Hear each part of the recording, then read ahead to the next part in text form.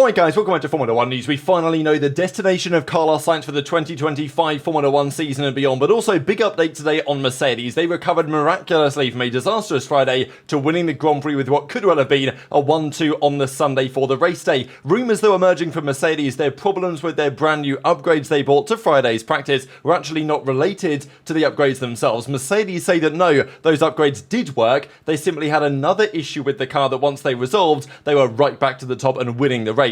That provides even more evidence that Mercedes may be even stronger come the second half of the season after the summer break. Very much enjoy your thoughts in the comments below. Hit the like button if you enjoy. Subscribe if you're new as always. I greatly appreciate it. This is Carlos Sainz and this is your new Williams driver for 2025, 2026 and potentially beyond. I think when we've talked about this topic over the last couple of months, as soon as the Williams option came into the frame, I felt like it was the most likely, and still though, Sainz bode his time, if you even want to say that, because the potential of the Red Bull situation, the potential of the Mercedes situation, those are now out the window, however, and therefore Sainz simply had to decide what was the most compelling prospect outside of those teams. Williams seemed to be the best candidate, and of course Sainz has chosen them. Audi was another one, but the issue with Audi is you have no idea how good they're going to be in 2026. There's rumours of, friction. I mean, there literally is friction behind the scenes at Audi. Seidel's gone,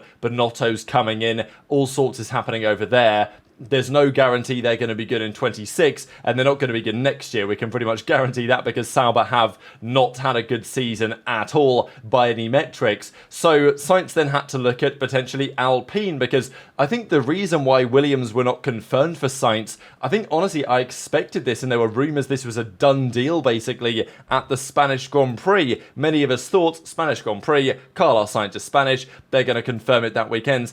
That never happened though, and therefore there were rumours as to why. The belief was that Alpine, when Flavio Briatore came into play, really wanted to get Sainz. They've done all these things in recent weeks, Alpine, such as potentially get a Mercedes engine partnership for 2026, makes them quite a compelling prospect too, but it's still Alpine, right? It's still Renault.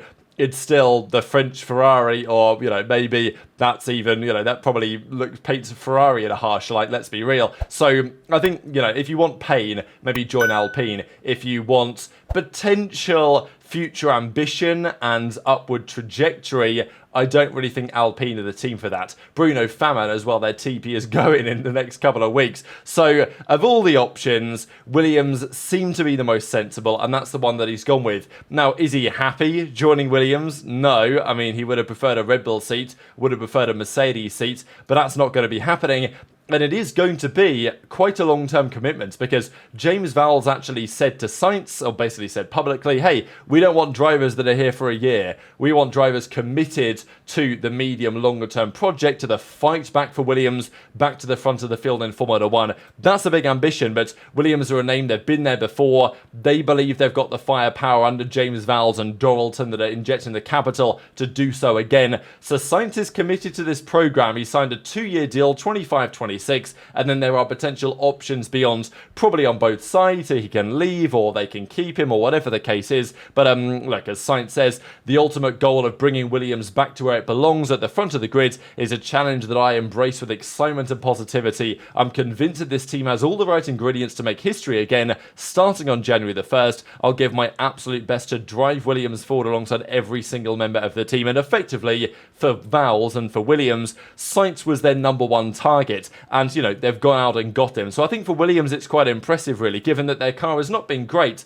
They have a really good driver lineup. Like Albon, Sainz, I wouldn't call them excellent drivers. I wouldn't call them, superb drivers, absolute best in the world, but they are very good drivers, I would say. To me, Sainz and Albon are just the tier below the real, the creme de la creme of Formula 1 that you tend to see winning the races at the moment. So Sainz has been the hottest prospect free agent available. Does raise questions on exactly why, Mercedes might not have gone for him, but we're going to discuss that more here in a second. I think the Sainz, though, as well, he wanted a more longer-term plan. He's happy that Williams are happy to commit to him. They seem like they have some momentum over the coming years. Sure, this year hasn't been great, but they had to sacrifice so much for this year's car, Williams, to try and set up a more positive trajectory in the future, and Alex Albon is also committed to their trajectory. So I think that Albon, Sainz, very compelling lineup for Williams, and they are showing the teams around them, the likes of of, the Haas, the Alpine, certainly teams like Audi, that they are a serious force to be reckoned with over the coming years with both of these guys committed. So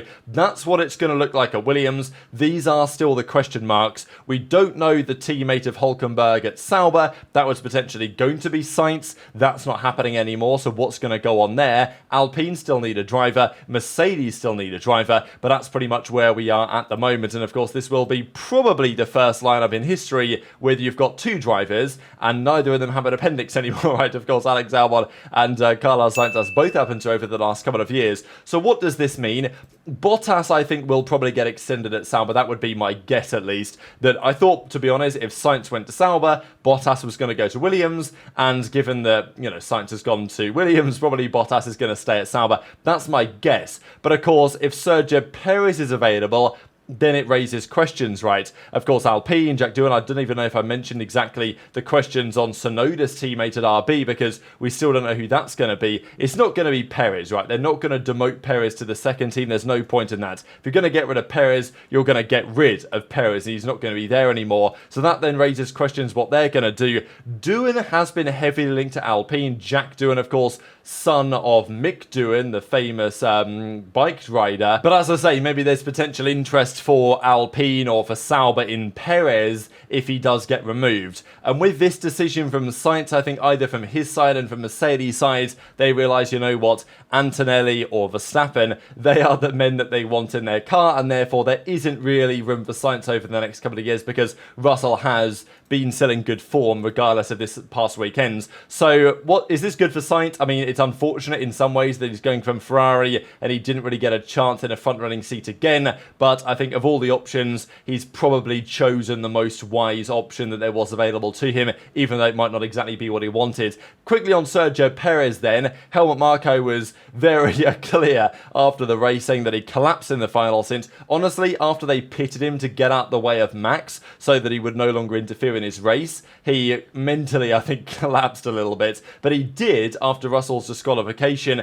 stay P7 in the championship. I guess he's, well, still P7. I don't know. He was 8th, basically, after Russell won the race. But he's not anymore. He's now back to 7th. So congratulations, Perez. Well done. Really great racing. And look, he stays 7th. So I don't really think it's going to make much difference in his career, however, because the reality is that he started 2nd in the Grand Prix and he finished 8th. And the rumours were before the Grand Prix, or at least the speculation is now, that Red Bull believed they could finish 3rd and 5th with their two drivers. They thought Perez, 3rd place roughly, Max up to 5th was going to be the way to go. But they achieved the 5th with Max. It actually became 4th in the end, but we didn't achieve the 3rd. Obviously, we've got to go through the data and understand where his loss of pace was. I think on his starting position, we didn't envisage finishing 8th from 2nd on the grid. I don't think you know Sergio Perez if you didn't envisage that. Checo's had a tough run over the last few races, and what's so confusing for us is the season started so well and then has tailed off.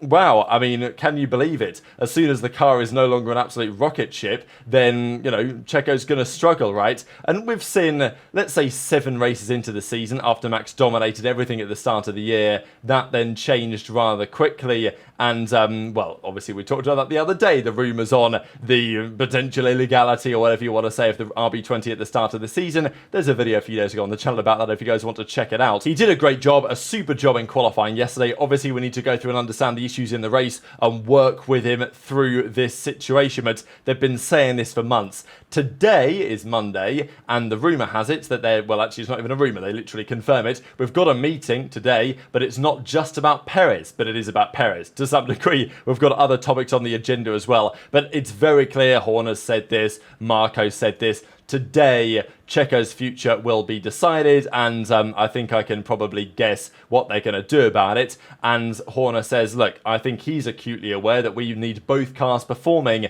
Right now, that isn't really the case. So then the question, I suppose, becomes, what happens, right? Who do you put in the car instead? Is it Ricciardo, who I think is the more likely of the candidates? Is it Lawson? is it Yuki Tsunoda? So, Ricciardo had a good race yesterday, and therefore there's definitely reasons for him to believe maybe him getting that seat is a likely possibility. Quickly, before we get on to the Mercedes stuff in terms of their car, quick update on yesterday's disqualification drama. Thanks, by the way, for all the new subscribers. I mean, we smashed through some crazy milestones yesterday, well over 100k views. Yesterday's video was the most viewed video on the channel, like smash through 56k subs. And as always, I very much appreciate all the continued support. But the discussion was on exactly how he was 1.5 kilograms underweight. The theory goes that it was partly Mercedes' fault, but it was likely to do with the lack of ability to pick up rubber after the Grand Prix. Now, clearly Mercedes made a major error here. They did lose weight based on excessive tyre wear that they weren't necessarily planning for. Mercedes are saying that, well, we had no hard tyre running on Friday, we changed the setup over the weekends and the new track surface, and they simply made a mistake and a miscalculation. But I just wanted to mention another point that was thrown around yesterday about this philosophy of picking up rubber after the Grand Prix. You'll often notice after races, sometimes you'll see tyres that look absolutely cooked, and sometimes you'll see tyres with this rubber that has kind of been replastered on the tyre. Now, this is a common feature for drivers to do after the race to ensure as best they can that they meet the minimum weight limit, because why not do this? Running over all of the marbles. So these little specks of rubber are called the marbles. As the race is driven, little pieces of rubber will flick off the tyres and onto the dirty part of the track, as it's called. Circuits like Hungary, you can tend to see this rather well. It tended to be more obvious back in the day in F1 where the tyre compounds were slightly different, but there's a dirty line, there's obviously a clean line, and that's just generally how it is. So these marbles can be picked up, and initially I thought there's no way that he could have picked up 1.5 kilograms worth of rubber, but then when you think about it, it's only 375 grams per tyre. And the tyres themselves, the front tyres weigh 9.5 kilos, the rear tyres weigh 11.5 kilos. So he'd only have had to pick up like a relatively, a decent layer, but a layer nonetheless of rubber onto his tyres, as for example Alonso is doing here. I'm pretty sure this is Alonso way back in 2012, just showing you guys what the marbles looks like back then, picking up excess rubber onto the tyres, so then when the car is weighed, all of a sudden it reaches the weight limit. Now, the issue is in Spa, this is not possible because there is no cool-down lap. Every other Grand Prix has a cool-down lap where the drivers celebrate with the fans and all this. They drive around, they come back. The issue is at Spa, the track is incredibly long. It's like 7.5 kilometers, whatever. And often there isn't enough fuel to get all the way round. So instead, after the race is over, they usher the drivers back into the pit lane in reverse. So you win the race, you come down into La Source, and then you get ushered back into the pit lane this way around. And that's how they do it. Which means that Russell had no opportunity and no time to go and pick up that excess rubber. So, look, it's still a major mistake on Mercedes' part, and of course the FIA also said that, well, Mercedes told us the car was drains, and it wasn't, of fuel, right? So, effectively, Mercedes knew they were getting disqualified. So, they tried to find a way to maybe pull the wool over the eyes of the FIA, but of course they were too smart for that, and they got disqualified regardless. So, miscalculation on Mercedes' side, whatever you want to look at it, but the reality is that had there been a cool-down lap, it's possible that Russell would have been able to actually still meet the minimum weight requirements. So very interesting stuff. Quickly on Lando Norris, another disastrous Grand Prix really in many respects. Over the last few rounds there have been multiple chances for Norris to win, and I don't know if the events of Hungary were playing on his mind at all, but certainly Spa was not a good race. Of his own accord, goes off the track. He said, yeah, turn one ruined my chances, calls it stupid, calls it embarrassing what he did, and look, Norris is always really hard on himself. You gotta think he might, need to talk to a sports psychologist or something, because he's clearly got the talent, but executing, despite the fact that he is still technically Verstappen's closest contender in the Drivers' Championship, starting where he did yesterday, Norris in 4th, and end up finishing behind Verstappen is, it's unacceptable, and everyone knows that is true. Ferrari are happy enough that their car wasn't bouncing. The problem is it's just kind of slow. As Vasseur says that Ferrari was close to the best, close to its best, and yes, they scored 10,000 points and secured a podium with Charles Leclerc, but at the end of the day, they did not have anywhere near the pace of Mercedes, really. Hamilton was controlling the race quite comfortably over Leclerc for large swathes of it. Sainz's long run on the hards didn't really work especially well, and that was a Ferrari that was performing kind of as it would like to have done, but over the last few rounds, these are the points scored. It's not been ideal. Verstappen's 3rd, Hamilton and Piastri are tied on 80. This is another example of why Norris just hasn't hasn't executed as he needed to if he really wanted to win this year's championship. Russell, unfortunately for him, has had a couple of DNFs, of course, one in Silverstone, which was not his fault, and then, of course, the disqualification most recently in Belgium. But the Ferraris have kind of been nowhere, and even on a good weekends, they were still the fourth fastest car. So, and Mercedes, I mean, and McLaren, look what they've done, especially Mercedes over the last few rounds. So let's talk about that Mercedes car, because I was talking on the Friday about the fact that they brought these upgrades, and all of a sudden it looks like, for the first, the first look at it really, that Mercedes had done what Ferrari did with their upgrades at Barcelona and Imola that didn't really work as intended. Mercedes were struggling big time with the car on Friday, and then for Saturday they decided to take all of the upgrades off. I think they took basically everything off, maybe one or two things they kept, because it was going to rain, they wanted to ensure the car was consistent, they knew they had a good enough car, maybe not, good enough to win the race, although they eventually did, and even Hamilton said after the race their pace was better than expected. They thought they'd be consistent, maybe not the fastest, they were consistent and the fastest, which was quite remarkable given it was a car that was not carrying the upgrades that they planned to bring. Hamilton says the car is totally under control. I've not had this feeling for years. And this was the comment though from Toto Wolff after the race, because sure, it was positives and negatives this weekend for Mercedes. They had the Russell disqualification, which was bad. They still won the race anyway, could well have been a 1-2, but their upgrades didn't work. But apparently they did. The team says that no, the upgrades did do what they were intended to do based on the data.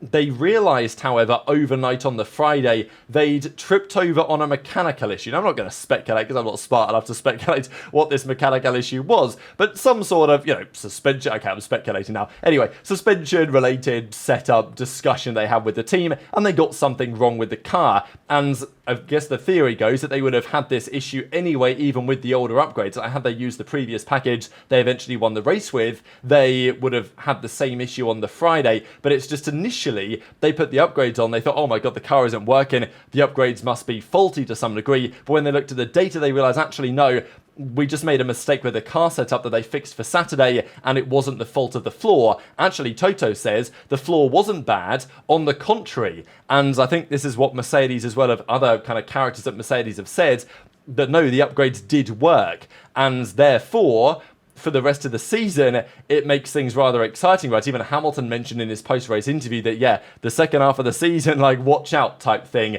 Look, unfortunately for Hamilton and for Mercedes, they're just too far back in terms of any sort of championship fight. The days of Verstappen slicing and dicing his way through the field are certainly over. Ends up P4 from P11, very impressive drive again, finishes ahead of Lando, but not good enough to get a podium, right? And obviously would have been P5 if not for the disqualification of George Russell. So it is fascinating to wonder what's going to happen in the second half of the season, because despite the fact that over the last few rounds, McLaren have had the most competitive package, and again, based on the data, they probably had the fastest car in race pace at Spa. Piastri was able to make progress, but it's just where they started and the way the racing went, and obviously just great management really from Hamilton, and then of course the strategy from Russell meant that they did not win the Grand Prix. But I mean, have a look at this. They've been either winning or second or third bare minimum for McLaren over the last 10 or so rounds. They've had the fastest package, but they do not have the fastest or most consistent drivers. And I think this weekend was one of the reasons why, if there's any driver on the grid still that has the potential to challenge Max Verstappen over the course of a season in a competitive car, it's probably still going to be Lewis Hamilton, right? And since the start of the season where the car was nowhere, his last few rounds, P4, P3, P4, couple of wins, and basically been on the podium, 4 out of the last 6 races, and has not left the top 4 since Canada. And if the current trajectory is anything to go by, potentially more victories to come from Mercedes in the second half of the season. So very much enjoyed your thoughts on all this stuff in the comment section below. Hit the like button if you enjoyed, subscribe if you're new, take care, and I'll see you next time.